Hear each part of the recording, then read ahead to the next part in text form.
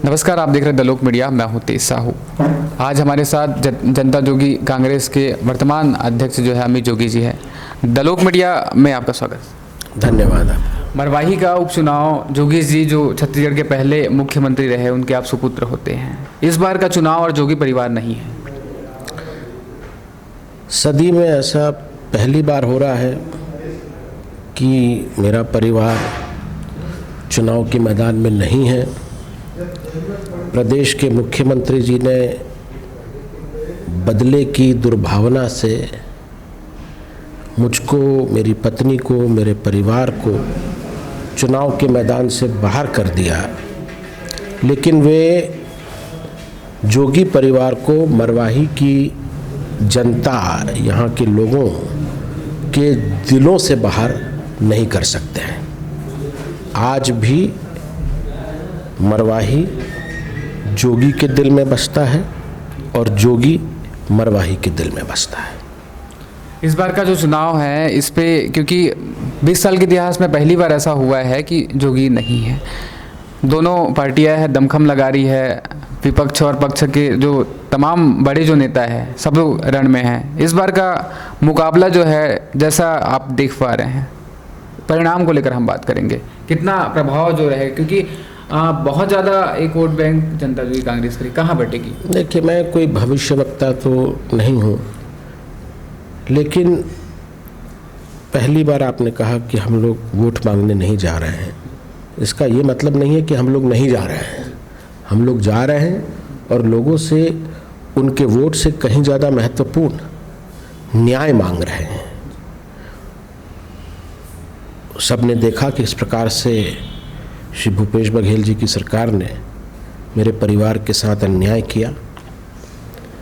मेरे पिताजी का स्वर्गवास हो गया। जीते जी तो उनको तमाम अपशब्दों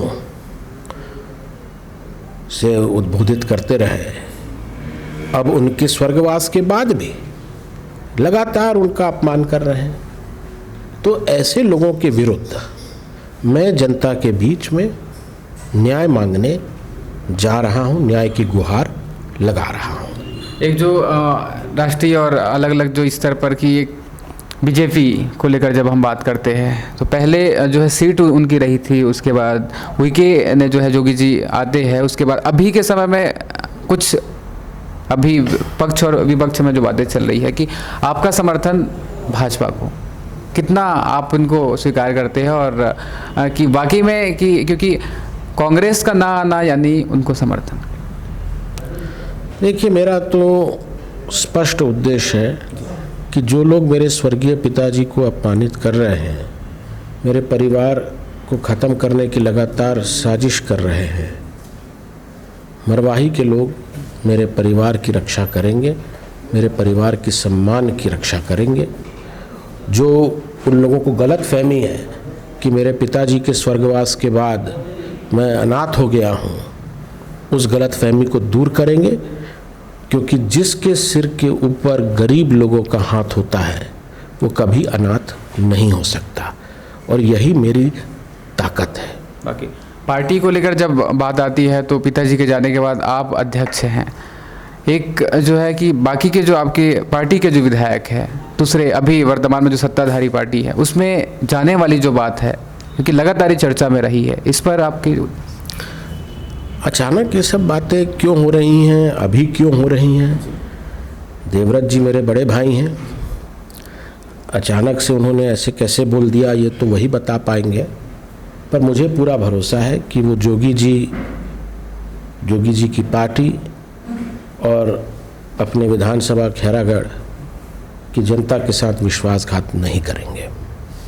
हाई कोर्ट में जो मसला है जाति को लेकर हमेशा से बात रही है, और 23 तारीख को ऋचा जोगी जी को लेकर एक जो है उसको लेकर लगातार, क्योंकि लगातार वो जो है IAS IPS और तमाम पदों पर रहे, लेकिन उनके जाने के बाद से ऐसा जो हो जाता है घटनाक्रम, आने वाले जो विधानसभा चुनाव है, वहाँ पे जनता जोगी कांग्रेस अपने आप को कहाँ देख रही है?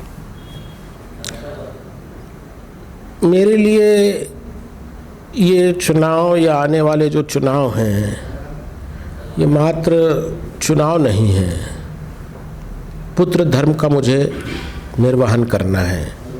जो सपना मेरे पिताजी ने छत्तीसगढ़ के लिए देखा, हर हाथ को काम मिले, हर खेत को पानी मिले, सब लोग आत्मसम्मान के साथ अपना जीवन यापन करें, अमीर धरती के जो गरीब लोग हैं वो अमीर बने, छत्तीसगढ़ में स्वराज आए, हर फैसले के लिए हमें दिल्ली की ओर नहीं ताकना पड़े। ये जो उनका सपना था, उनके बेटे होने के नाते मैं अपनी अंतिम सांस तक इसको साकार करने के लिए संघर्ष करते रहूँगा। क्षेत्रीय पार्टी की जब बात आती है तो राष्ट्रीय स्तर पर जैसे बीजेपी रही है तो वो जो है कांग्रेस मुक्त जो है चाहती है, और छत्तीसगढ़ में जो रेशियो है कि वो केवल कांग्रेस हो और तमाम पार्टियां हो। इस पर क्षेत्रीय जो पार्टी है उनकी भूमिका कैसी होनी चाहिए, क्योंकि छत्तीसगढ़ियावाद जो इन दिनों प्रचलन में है? देखिए, क्षेत्रीय पार्टी गठन करने का हमारा जो एकमात्र उद्देश्य ये था कि छत्तीसगढ़ में हमें स्वराज स्थापित करना है। छत्तीसगढ़ के जितने भी फैसले हैं वो दिल्ली में क्यों हो? हम लोग सक्षम हैं, हम लोग अपनी ही धरती में अपनी भविष्य के, अपनी नीति का निर्धारण कर सकते हैं। क्यों सारे फैसले बाहर से होते हैं? क्यों हमेशा छत्तीसगढ़ के लोगों के साथ राष्ट्रीय दल कुटाराघात करती हैं? हमारे प्रदेश में हमारी नौकरियों पर, हमारे नदियों के पानी पर, हमारी खनिज संपदा पर, हमारी भूमि पर पहला अधिकार यहाँ के रहवासियों का होना चाहिए। लेकिन बहुत दुख की बात है कि 20 साल बाद भी छत्तीसगढ़ भले ही अलग राज्य बन गया है, लेकिन हम लोग दिल्ली की गुलामी से अभी तक मुक्त नहीं हो पाए। विपक्ष की भूमिका यहाँ पे आप कैसे देख रहे हैं, क्योंकि 15 साल बीजेपी सरकार में रही है, उसके बाद विपक्ष कमज़ोर पड़ता आपको नज़र आता है, तो आपके क्या रहेंगे इस पे? सरकार तो पूरी तरह से नाकाम है और उनकी नाकामियों को विपक्षी दलों को जो उजागर करने का जनादेश मिला है उसका वो भी ठीक तरह से पालन नहीं कर पा रही है। इसीलिए आज तमाम बेरोजगार नवयुवकों को अपने रोजगार के लिए, तमाम संविदा कर्मचारियों को अपने नियमितीकरण के लिए, हमारे किसान भाइयों को न्यूनतम समर्थन मूल्य के लिए, हमारी माताएं और बहनों को प्रदेश में शराबबंदी लागू करने के लिए खुद सड़क पर आना पड़ रहा है, आंदोलन करना पड़ रहा है। इनका नेतृत्व कोई विपक्षी दल नहीं कर रहा है। लोगों ने अब दोनों पार्टियों को आजमा लिया है, दोनों में कोई फ़र्क नहीं है। उन्होंने केवल झूठे वादे किए कि हम बिजली बिल हाफ कर देंगे, 1500 रुपया महीना गरीबों को पेंशन देंगे। पेंशन नहीं, टेंशन दिया इन्होंने।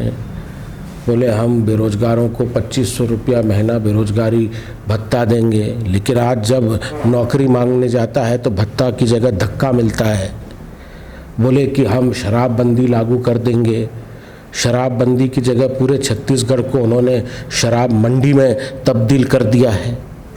तो सीधे सीधे जो जनता के साथ वादा खिलाफी कर रहे हैं, भ्रष्टाचार, अब डकैती हो रही है, लूट हो रही है, हमारे रेत को, हमारे कोयले को, सब कुछ को लूट के ले जा रहे हैं। कानून का यहाँ राज है ही नहीं, एक व्यक्ति विशेष और उनके गिरोह का राज चल रहा है। जब पत्रकार बंधु इन सब बातों को बारे में कुछ लिखते हैं, कहते हैं, तो उनकी निर्ममता से पिटाई कर दी जाती है सरकार के ही पार्टी वाले।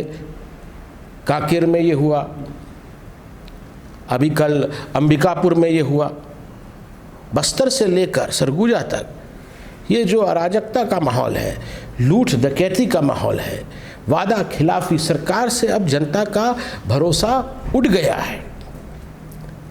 मेरे पिताजी ने एक मजबूत नींव रखी थी, लेकिन उस पर जिस प्रकार से एक सुंदर इमारत खड़ी करनी थी वैसी नहीं हो पा रही है।